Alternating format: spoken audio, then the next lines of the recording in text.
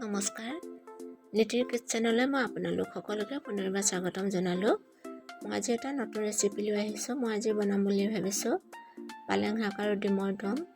নিশ্চয় আপোনালোকে চাই ভালেই পাব। তেনেহ'লে মই পলম নকৰি মোৰ ভিডিঅ'টো আৰম্ভ কৰিছোঁ আৰু আপোনালোকে চাব বুলি আশা ৰাখিলোঁ।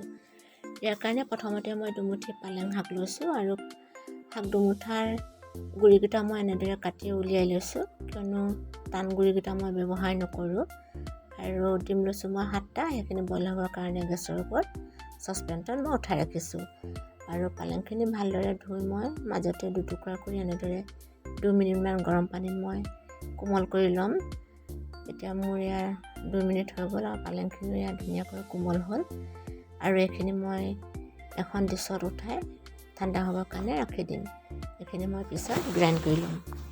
এতিয়া মোৰ ডিমকেইটা অলৰেডি হৈ গ'ল, সেইখিনি মই ভালদৰে গুচাই ডিমকেইটা অকিয়াই লৈছোঁ, কিয়নো অকিয়াই ল'লে এইটো কাৰণে ভাল, নিমখ হালধিখিনি ডিমখিনিৰ মাজলৈ সোমাই যায়। অন্যহাতে মই এখন কেৰাহী গৰম কৰি ৰাখিছোঁ। কেৰাহীখন অলৰেডি মোৰ গৰম হৈ গ'ল। তাতে মই অকণমান মিঠাতেল দি লৈছোঁ বইল ডিমখিনি ভাজিবৰ কাৰণে। এতিয়া মই বইল ডিমকেইটা কেৰাহীতে দি দিলোঁ আৰু এনেদৰে মই কেৰাহীখন ঘূৰাই দিছোঁ। এনেকৈ ঘূৰাই এইটো কাৰণে দিব লাগে, তেতিয়া মানে চাৰিওফালে ডিমটো ভালকৈ ফ্ৰাই হয়। নহ'বা যদি হাতাৰে লুটিয়াই দিয়া হয়, তেতিয়া চাৰিওফালে সমানে ডিমটো ফ্ৰাই নহয়, দেখিবলৈ ভাল নালাগে। ইয়াতে মই অকণমান হালধি আৰু অকণমান ৰেড চিলি পাউডাৰ দি ল'লোঁ। সেইখিনি দিওঁ মই ভালদৰে ডিমকেইটা ঘূৰাই দিছোঁ চাৰিওফালে কালাৰটো সমানে লাগিবৰ কাৰণে। এতিয়া চাওক মোৰ ডিমকেইটা ইমান ধুনীয়াকৈ কালাৰ আহিলে, চাৰিওফালে সমানে লাগিছে। অলৰেডি মোৰ ডিমকেইটা ফ্ৰাই কৰা হৈ গ'ল আৰু মই এইকেইটা এটা টিফিনত এক্সট্ৰাকৈ উঠাই ৰাখি দিম। অন্যহাতে এখন কেৰাহী মই গেছত উঠাই ৰাখিছোঁ চব্জিটো বনাবৰ কাৰণে। ইয়াত আপোনালোকে ৰিফাইন, ঘি বা বাটাৰো ব্যৱহাৰ কৰিব পাৰে।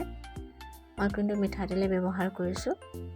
কেৰাহীখন গৰম হৈ গ'ল, তাতে মই অলপমান মিঠাতেল দি লৈছোঁ।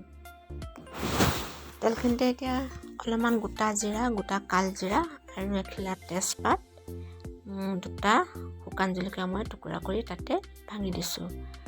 আৰু কাটি ৰখা সৰু সৰুকৈ যিখিনি পিঁয়াজ কাটি ৰাখিছিলোঁ মই তেলতে দি দিছোঁ। এইখিনি মই ভালদৰে এতিয়া মিলাই ল'ম। 2টামান গোটা লঙো মই দি দিছোঁ। লংকেইটা দিলে তৰকাৰীখনৰ ফ্লেভাৰটো খুব ভালদৰে আহে, সেইটো কাৰণে 2টামান মই লং ইয়াতে দি দিছোঁ। এতিয়া মই এটা ডাঙৰ চাইজৰ বিলাহী সৰু সৰুকৈ কাটি ৰাখিছোঁ, সেই বিলাহীখিনি মই ইয়াতে ভাজি ল'ম। বিলাহীটো আপোনালোকে গ্ৰাইণ্ড কৰি ল'ব লাগে। মই এনেকৈ গোটা কৰি দিছোঁ, কিয়নো বিলাহীটো সিজিবলৈ অতি সহজ, সেইটো কাৰণে মই এনেকৈ গোটা কৰি দি লৈছোঁ। লগতে মই যিখিনি আদা নহৰু মই থেতেলিয়াই ৰাখিছিলোঁ, সেই আদা নহৰুখিনি মই ইয়াতে মিলাই দিছোঁ। তৰকাৰীখিনি আন্দাজমতে মই ইয়াতে নিমখ দি ল'ম। আপোনালোকে যদি ভাবে পিছত দিম বুলি, তেতিয়া পিছতো দিব পাৰে। মই ইয়াতে এতিয়া দি লৈছোঁ আৰু লগতে মই আন্দাজমতে হালধিও দিছোঁ। এতিয়া মই এইখিনি ভালদৰে মিলাই ল'ম। 2টামান কেঁচা মটৰো মই ইয়াতে দি লৈছোঁ, কমকৈ দিছোঁ, বৰ বেছি নহয়। পালেং শাক বা যিকোনো শাকৰ লগত এনেকুৱা মটৰ দিলে খুবেই ভাল লাগে। এতিয়া মই যিখিনি পালেং শাক মই গ্ৰাইণ্ড কৰি ৰাখিছিলোঁ, সেইখিনি মই ইয়াতে মিলাই দিছোঁ। ঠাণ্ডা দিনত এতিয়া পালেং শাক মটৰ পাবলৈ বহুতেই সহজ, সেইটো কাৰণে এইটো টাইমতে আমি সেউজীয়া শাক পাচলিবোৰ এইটো সময়তে খাই লোৱা উচিত। এতিয়া মই 10 মিনিটমানৰ সময়ৰ কাৰণে অলপমান পানী দি মই উতলাব লাগিব। এটা কথা ইয়াতে কওঁ, আগতে মোৰ চেনেলটোৰ নাম আছিলে আছাম ফুড। মই সলনি কৰি মই নিজৰ নামলৈ আনি লৈছোঁ, নীতিৰ কিটচেন বুলি। সেইটো আপোনালোকক জনাই দিলোঁ। এতিয়া মই অকণমান পানী দিছোঁ, প্ৰায় 10 মিনিটমান সময় পালেংখিনি সিজিবলৈ দিব লাগিব, নহ'বা গোন্ধটো ভাল নাহে। এতিয়া মই যিকেইটা ডিম ফ্ৰাই কৰি ৰাখিছিলোঁ ইয়াতে বাকি ডিমকেইটা দিয়াৰ পাছতো মই প্ৰায় 5 মিনিটমান ভালদৰে পালেংখিনি সিজিবলৈ দিম আৰু অকণমান ডাঠ হ'বলৈ দিম তৰকাৰীটো। আপোনালোকে মোৰ ভিডিঅ'টো কেনেকুৱা পালে কমেণ্ট কৰি জনাবচোন আৰু লাইক এটা কৰিবলৈ নাপাহৰিব। আপোনালোকে এটা লাইক আৰু কমেণ্ট দিলে মোৰ মনটো খুবেই ভাল লাগে। আৰু যদি আপোনালোক মোৰ চেনেললৈ নতুনকৈ আহিছে, তেনেহ'লে মোৰ চেনেলটো ছাবস্ক্ৰাইব কৰিব বুলি আশা ৰাখিলোঁ। চেনেলটো ছাবস্ক্ৰাইব কৰি কাষৰ বেল বুটামটো প্ৰেছ কৰি অল কৰি দিব, তেতিয়া মোৰ নতুন নতুন ভিডিঅ'বোৰ আপোনালোকে সহজে চাই থাকিবলৈ পাব।